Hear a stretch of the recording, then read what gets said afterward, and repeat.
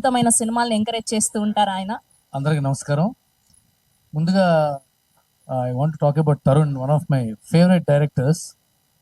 And before talking about Tarun, అమ్మ మీ అబ్బాయిని మీరు చాలా చాలా ముద్దుగా పెంచినట్టున్నారు. చాలా బద్ధకం మీ అబ్బాయికి, పూర్తిగా ముద్దు చేస్తారు మీ అబ్బాయిని. తరుణ్ ఫస్ట్ ఫిలిం పెళ్లి చూపుల కంటే ముందు సైనమా అనే ఒక సినిమా తీశాడు, చిన్న షార్ట్ ఫిలిం. అప్పటి నుంచి నాకు I follow him and I regard him as one of the directors who brought quite a revolution in Telugu cinema. Ram Gopal Varma గారి తర్వాత అలాంటి ఒక కల్చర్ తీసుకొచ్చిన డైరెక్టర్ తరుణ్ భాస్కర్. తన చుట్టుపక్కల వాళ్ళందరినీ, ఫ్రెండ్స్ని డైరెక్టర్ని చేస్తూ, యాక్టర్స్ని చేస్తూ, వాళ్ళతో ఈగోలెస్గా కలిసిపోతూ ఒక సినర్జీ ఫామ్ చేసి ఒక డిఫరెంట్ సినిమాని, ఒక ఎకనామికల్లీ ప్రొడక్టివ్ సినిమాని తీసుకొచ్చిన డైరెక్టర్ తరుణ్ భాస్కర్. అలాంటి తరుణ్ భాస్కర్ యాక్టర్ అయిపోయి సినిమాల డైరెక్షన్ బదులు గోయింగ్ విత్ ద ఫ్లో, ఇప్పుడు అభినవ్ అన్నట్టుగా గోయింగ్ విత్ ద ఫ్లో అని సినిమా యాక్టింగ్ చేయడం చాలా బాధగా ఉంది నాకు. ఎందుకంటే హీఈస్ వర్త్ ఎ మిలియన్. ఒక 10 లక్షల మందిలో ఒక తరుణ్ కూడా ఉండరు, 1 కోటి మందిలో తరుణ్ ఉంటాడు. That kind of a talent he is. And after that అతను చేసిన సినిమాలన్నిట్లో యాక్టింగ్లో అన్ని మంచిగా. అతను ఇప్పటిదాకా తరుణ్ సరిగ్గా యాక్ట్ చేయలేదు అన్న సినిమా లేదు.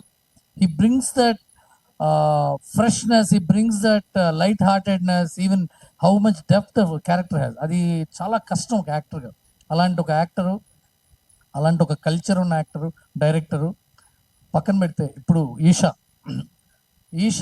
ఉన్న ప్రాబ్లం ఏంటంటే అమ్మాయి చాలా మంచి actor, seriously.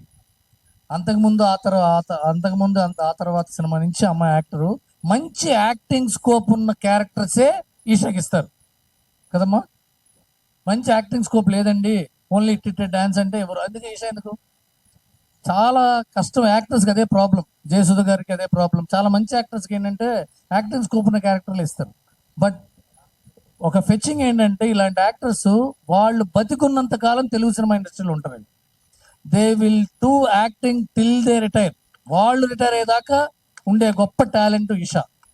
I wish you all the best with the couple, great success. And ఇలాంటి ఒక టీము, ఒక పక్క Srujan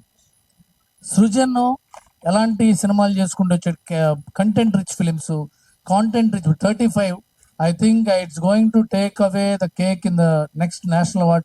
I wish you all that because it hugely it deserves it. ఇప్పుడు ఆ సినిమా పాట నేను నీలిమేఘల రైటర్ ఎవరు కలవలేకపోయినా, ఇక్కడ కలవటం నాకు బాధగా ఉంది. ఎందుకంటే ఇప్పుడు మీరు ఏంటి ఆ పాట రాసినందుకు నన్ను ఎవరో పిలవలేరు అన్నారు కదా. It's huge communication gap. మేము మీతో పాట రాయించుకోవాలి, మీరేమో ఎవరు రాయించుకోవట్లేదని మీరు. సో ఈ మ్యూజిక్ ఇండస్ట్రీలో చిన్న దాన్ని ఏమంటారంటే ఒక వైఫై ఉంటుంది, ఎవడు వైఫైలో వాళ్ళే ఉంటారు.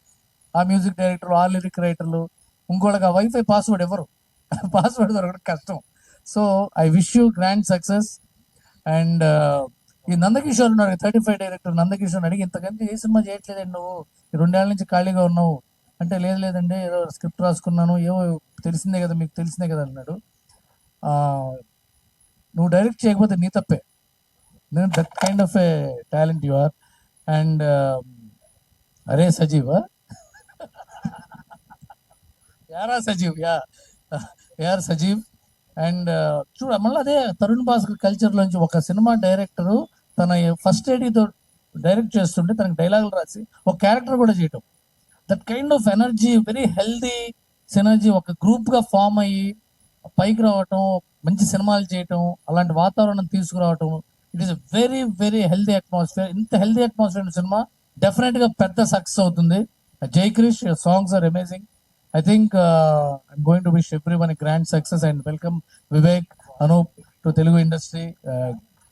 Great people into Telugu cinema. ఇంతకాలం హీరోయిన్లు ఫస్ట్ 2 సినిమాలు 2 మాటలు తెలుగులో మాట్లాడటం విన్నాం. ఇప్పుడు బాంబే నుంచి ప్రొడ్యూసర్ తెలుగులో మాట్లాడటం చాలా ఆనందంగా ఉంది. All the best to the entire team of this film. ఓం శాంతి శాంతి శాంతి. Thank you.